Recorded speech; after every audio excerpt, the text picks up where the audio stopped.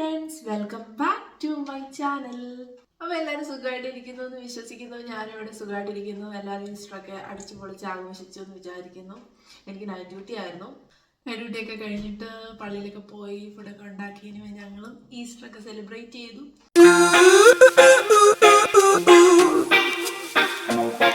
ഇന്നത്തെ വീഡിയോയുടെ മെയിൻ ഉദ്ദേശം എന്ന് പറയുന്നത് ഏതൊക്കെ സൈറ്റ്സിലൂടെ മെഡിക്കൽ ഫീൽഡിലുള്ളവർക്ക് ജോബ് അപ്ലൈ ചെയ്യാം എന്നുള്ളത് നിങ്ങളെ ഒന്ന് മനസ്സിലാക്കി തരിക എന്നുള്ളതാണ്. കാരണം ഒത്തിരി പേര് ചോദിക്കുന്നുണ്ട് എങ്ങനെ അപ്ലൈ ചെയ്യാം അങ്ങനെയുള്ള കാര്യങ്ങളൊക്കെ. സോ അതുകൊണ്ടാണ് ഇങ്ങനെ ഒരു വീഡിയോ ചെയ്യുന്നത്. അത് കൂടാതെ കുറേയേറെ കാര്യങ്ങൾ പറയണമെന്നുണ്ട്. എനിവേ നമുക്ക് നോക്കാം. അതിൽ തന്നെ എൻ്റെ സബ്സ്ക്രൈബേഴ്സിനൊക്കെ ബിഗ് താങ്ക് യു. നമ്മളിപ്പോൾ ഒരു 7K ഫാമിലി ആയി. ഇപ്പോൾ കുറച്ചായി ഞാൻ ഓൺ സ്ക്രീൻ വീഡിയോസ് ചെയ്തിട്ട് ഇപ്പോൾ കൂടുതലായിട്ടും ഞാൻ വോയിസ് ഓവർ ആണ് ചെയ്യുന്നത്. സമയത്തിൻ്റെ ബുദ്ധിമുട്ട് കാരണമാണ് അങ്ങനെ ചെയ്യേണ്ടി വരുന്നത്. ഇപ്പോൾ റീസെൻ്റ്ലി ഇപ്പോൾ കുറേ പേര് ചോദിക്കുന്നുണ്ട്, ഇപ്പോൾ എൻ്റെ വീഡിയോസ് കാണാറില്ലല്ലോ, വീഡിയോസ് ചെയ്യാറില്ലേ എന്ന്. മാക്സിമം വീക്ക്ലി ട്വൈസ് ഒക്കെ വീഡിയോ ഇടാൻ ഞാൻ നോക്കാറുണ്ട്. വീഡിയോസ് വരുന്നുണ്ട്, പക്ഷേ കൂടുതലും വോയിസ് ഓവർ ആണ് എന്ന് മാത്രം. നാട്ടിൽ നിന്ന് ഇപ്പോൾ റീസെൻ്റ്ലി അയർലൻഡിലേക്ക് വന്ന പലരും റെക്കഗ്നൈസ് ചെയ്യുന്നുണ്ട്. അതിലും ഒത്തിരി സന്തോഷമുണ്ട്. പലരും എൻ്റെ വീഡിയോസ് കണ്ടിട്ടുണ്ട്, ഒത്തിരി യൂസ്ഫുൾ ആയെന്നൊക്കെ പറയാറുണ്ട്. മെസ്സേജ് ത്രൂ ഒത്തിരി പേര് പറയുന്നുണ്ട്, എസ്പെഷ്യലി ഇൻസ്റ്റാഗ്രാം. എനിക്ക് തോന്നുന്നു യൂട്യൂബിൽ വരുന്ന കമൻസിനേക്കാളും കൂടുതൽ മെസ്സേജസ് ഇൻസ്റ്റാഗ്രാമിൽ വരുന്നുണ്ട്. ഇൻസ്റ്റാഗ്രാമിൽ എന്നെ ഫോളോ ചെയ്തിട്ട് മെസ്സേജ് അയക്കുന്ന എല്ലാവർക്കും ഞാൻ റിപ്ലൈ കൊടുക്കാറുണ്ട്. ചിലപ്പോൾ ഒരു 2-3 ദിവസമൊക്കെ ഡിലേ ആകാറുണ്ട് ഡ്യൂട്ടിയുടെ ഒക്കെ പ്രോബ്ലംസ് കാരണം. അല്ലാതെ എല്ലാവർക്കും ഞാൻ റിപ്ലൈ തരാറുണ്ട് എന്നാണ് എൻ്റെ വിശ്വാസം. ഇൻ കേസ് നിങ്ങൾക്ക് എന്തെങ്കിലും എമർജൻസി ആയിട്ടുള്ള കാര്യങ്ങളാണ് എങ്കിൽ, ഇപ്പം എനിക്ക് എൻ്റെ റിപ്ലൈ കിട്ടിയില്ലെങ്കിൽ നിങ്ങൾ എൻ്റെ ഏതെങ്കിലും ഒരു റീൽസിന് താഴെ കമൻ്റായിട്ട് ഇട്ടാലും മതി, മെസ്സേജ് ഒന്ന് ചെക്ക് ചെയ്യാനായിട്ട്. സോ അപ്പോഴത്തേക്ക് എനിക്ക് പെട്ടെന്ന് അതിലേക്ക് റീച്ച് ചെയ്യാൻ പറ്റും. ചില മെസ്സേജസ് ഒക്കെ ഞാൻ കാണാതെ പോകാറുണ്ട്. അപ്പം ചിലരൊക്കെ ഇങ്ങനെ മെസ്സേജ് അയക്കുമ്പം അതെനിക്ക് ഭയങ്കര യൂസ്ഫുൾ ആകാറുണ്ട്. കാരണം അപ്പോഴത്തേക്ക് എനിക്ക് പെട്ടെന്ന് അത് തപ്പിയെടുത്ത് അവരുടെ പേര് വെച്ച് തപ്പിയെടുത്ത് മെസ്സേജിന് ഞാൻ റിപ്ലൈ കൊടുക്കാറുണ്ട്. സോ അങ്ങനെ അത്യാവശ്യമുള്ളവരുടെ മെസ്സേജസ് ഞാൻ കാണാതെ കിടപ്പുണ്ടെങ്കിൽ നിങ്ങൾക്ക് അങ്ങനെ ചെയ്യാം. അപ്പോൾ അതെനിക്ക് പെട്ടെന്ന് പിക്ക് ചെയ്യാൻ പറ്റും. അല്ലാതെ ഇങ്ങനെ മെസ്സേജസ് അയക്കുമ്പോഴത്തേക്ക് എനിക്ക് ഒരു സമയം കിട്ടുമ്പോഴേ എല്ലാം കൂടെ ചെക്ക് ചെയ്യാൻ പറ്റാറുള്ളൂ. അപ്പോൾ അതുകൊണ്ടാണ് ഇൻസ്റ്റയിൽ വരുന്ന മെസ്സേജിൻ്റെയൊക്കെ റിപ്ലൈ ഇപ്പം കുറച്ച് ഡിലേ ആകുന്നത്. അതിന് എല്ലാവരോടും ക്ഷമ ചോദിക്കുന്നു. റീസെൻ്റ്ലി കുറേ പേര് നാട്ടിൽ നിന്ന് വന്നിട്ടുണ്ട്. അപ്പം വന്നവരിൽ പലരും CPL ഏജൻസി ത്രൂ വന്നതാണെന്നാണ് അറിയാൻ കഴിഞ്ഞത്. കഴിഞ്ഞ സെപ്റ്റംബറിൽ ഇൻ്റർവ്യൂ കഴിഞ്ഞവരാണ് ഇപ്പം വന്നുകൊണ്ടിരിക്കുന്നത്. അപ്പോൾ ഇതൊക്കെ ഞാൻ ജസ്റ്റ് നിങ്ങളുടെ ഒരു ഇൻഫോർമേഷനിലേക്ക് പറയുന്നതാണ്. കാരണം പലരും ചോദിക്കാറുണ്ട് എപ്പം ഇൻ്റർവ്യൂ കഴിഞ്ഞവരാണ് വന്നുകൊണ്ടിരിക്കുന്നത് എന്നൊക്കെയുള്ള കാര്യങ്ങൾ ചോദിക്കാറുണ്ട്. അപ്പം ഇത്തവണ വന്നതിൽ എനിക്ക് അറിയാൻ കഴിഞ്ഞത് കഴിഞ്ഞ സെപ്റ്റംബറിലൊക്കെ ഇൻ്റർവ്യൂസ് കഴിഞ്ഞവരുണ്ട്. പലരും പല ടൈമിലായിരിക്കും ഇൻ്റർവ്യൂസ് അറ്റൻഡ് ചെയ്തത്. എനിവേ ഞാൻ ചോദിച്ചവരൊക്കെ ഇങ്ങനെ പറഞ്ഞത് സെപ്റ്റംബറിലും ഒക്ടോബറിലൊക്കെ ഇൻ്റർവ്യൂസ് അറ്റൻഡ് ചെയ്തവരാണ് ഇപ്പോൾ റീസെൻ്റ്ലി വന്നുകൊണ്ടിരിക്കുന്നത് എന്ന് പറഞ്ഞു. സോ അപ്പോൾ ആ ഒരു ഇൻഫോർമേഷനും കൂടി ഞാൻ നിങ്ങളുമായിട്ട് ഷെയർ ചെയ്യുന്നതേ ഉള്ളൂ.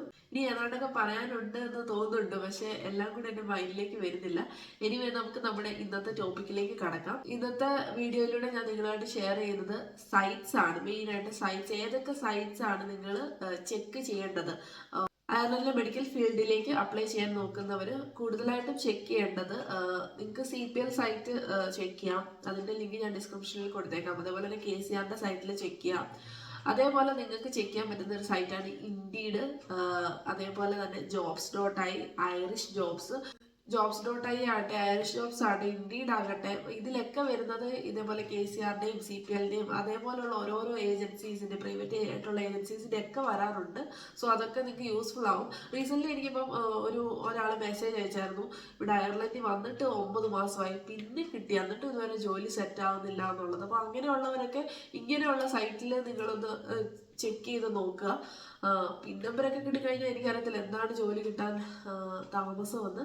അപ്പം നിങ്ങൾ HSC അല്ല നോക്കുന്നതെങ്കിൽ നിങ്ങൾ പ്രൈവറ്റിൽ നഴ്സിംഗ് ഹോമോ എല്ലാം നിങ്ങൾക്ക് ട്രൈ ചെയ്ത് നോക്കാം. അപ്പം പിൻ നമ്പറൊക്കെ ഉണ്ടെങ്കിൽ എനിക്ക് തോന്നുന്നത് നിങ്ങൾക്ക് ഈ സൈറ്റിലൊക്കെ സെർച്ച് ചെയ്താൽ ധാരാളം വേക്കൻസീസ് കാണും.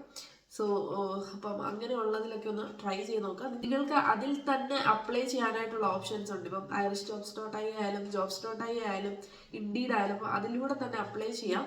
നിങ്ങൾക്ക് നിങ്ങളുടെ CV ഒക്കെ അതിൽ തന്നെ അയച്ചു കൊടുക്കാം. അപ്പം അങ്ങനെയുള്ള സൈറ്റുകൾ നിങ്ങളൊന്ന് ട്രൈ ചെയ്യുക. നമ്മളെല്ലാം ഇങ്ങനെ ചെക്ക് ചെയ്തുകൊണ്ടിരിക്കണം, അല്ലാതെ ഒരെണ്ണത്തിൽ തന്നെ സ്റ്റിക്ക് ഓൺ ചെയ്യരുത്.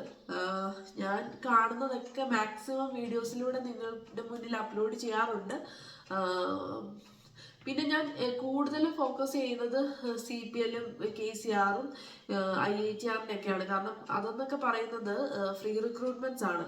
പ്രൈവറ്റ് ഏജൻസീസിൻ്റെ ഞാൻ അപ്ലോഡ് ചെയ്യാത്തതിന് കാരണം അവരെത്ര എമൗണ്ട് ചോദിക്കുമോ എന്നുള്ള കാര്യങ്ങളൊന്നും എനിക്കറിയത്തില്ല. അപ്പം ഞാൻ അതിൽ വെറുതെ ആവശ്യമില്ലാതെ ഇൻവോൾവ് ആകുന്നുണ്ടല്ലോ, അതുകൊണ്ടാണ് ഞാൻ അതിൻ്റെ കാര്യങ്ങളൊന്നും പറയാത്തത്.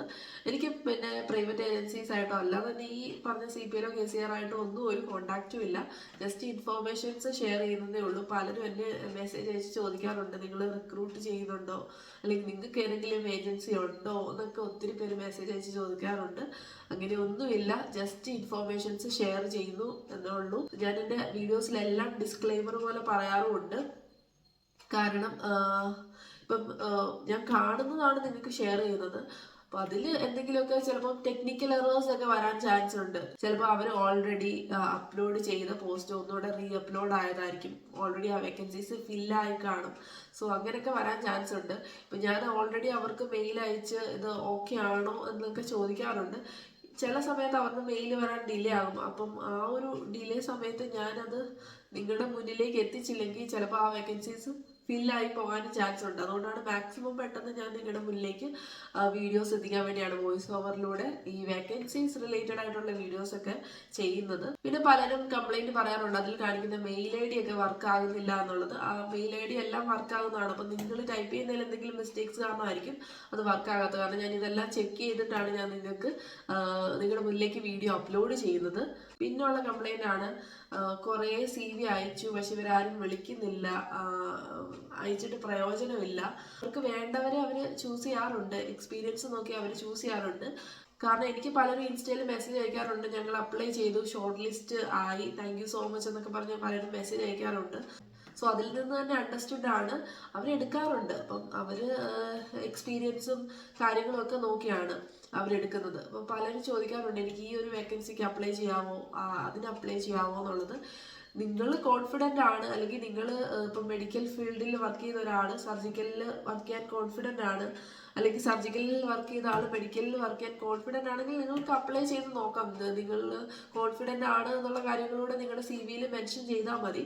പിന്നെ അവരാണ് ഷോർട്ട് ലിസ്റ്റ് ചെയ്യുന്നത്. ഇപ്പോൾ അവർക്ക് ഇനഫ് ആളുകളെ കിട്ടിയില്ലെങ്കിൽ അവർക്ക് കിട്ടിയ CV വെച്ചൊക്കെ അവർ മുന്നോട്ട് പോകും. അതേപോലെ തന്നെ ചില പോസ്റ്റിൽ അവർ യൂറോപ്യൻ സർട്ടിഫൈഡ് ആയിട്ടുള്ള അല്ലെങ്കിൽ യൂറോപ്യൻ ട്രെയിൻഡ് ആയിട്ടുള്ള നഴ്സസിനെ വേണമെന്നൊക്കെ ആവശ്യപ്പെടും. കുറച്ച് ദിവസം ആ പോസ്റ്റ് എങ്ങനെ പോയിക്കൊണ്ടിരിക്കും. കുറച്ച് കഴിയുമ്പോഴത്തേക്ക് ചിലപ്പോൾ അതിൽ യൂറോപ്യൻ ട്രെയിൻഡ് ആയിട്ടുള്ള എന്നുള്ള ആ ഒരു ഏരിയ അവർ ഡിലീറ്റ് ചെയ്യും. കാരണം ചിലപ്പോൾ അവർക്ക് അത് കിട്ടാത്തത് കൊണ്ടായിരിക്കും.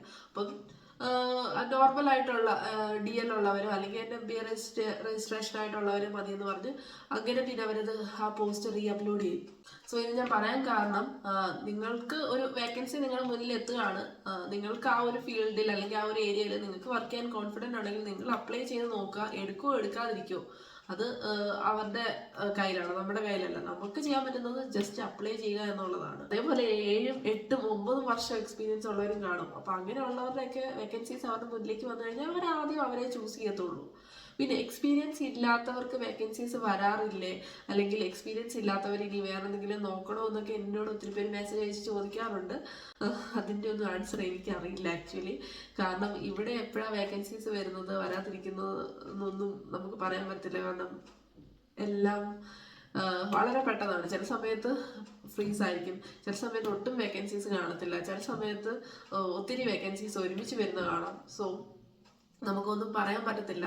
പിന്നെ എക്സ്പീരിയൻസ് ഇല്ലാത്തവരുടെ വേക്കൻസീസും വരാറുണ്ട് ഇടയ്ക്ക്, എക്സ്പീരിയൻസ് വേണ്ട എന്നൊക്കെ ആവശ്യപ്പെട്ടുണ്ട്.